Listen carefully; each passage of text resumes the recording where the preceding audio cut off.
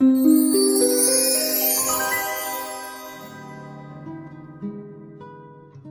Augustinian friars, moved by Felipe's goodwill and humble spirit, welcomed him into their brotherhood with heartfelt joy.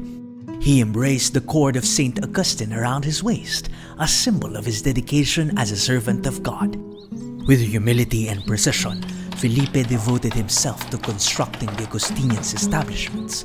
Soon, when the Order of St. Dominic sought to build a new house and church in the Parian district outside Intramuros, meant to minister to the Chinese community, the Augustinians willingly lent Felipe Sonsong to assist the Dominican priests.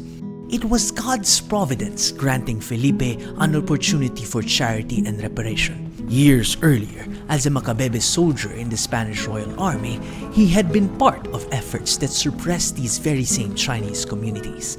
The Dominican priest observed Felipe closely, testing his virtues through challenges of patience and precision. The Dominicans, recognizing Felipe's enthusiasm and faith, encouraged him to volunteer for the Jesuit mission. Without hesitation, Felipe made his way to the Jesuit church in Intramuros.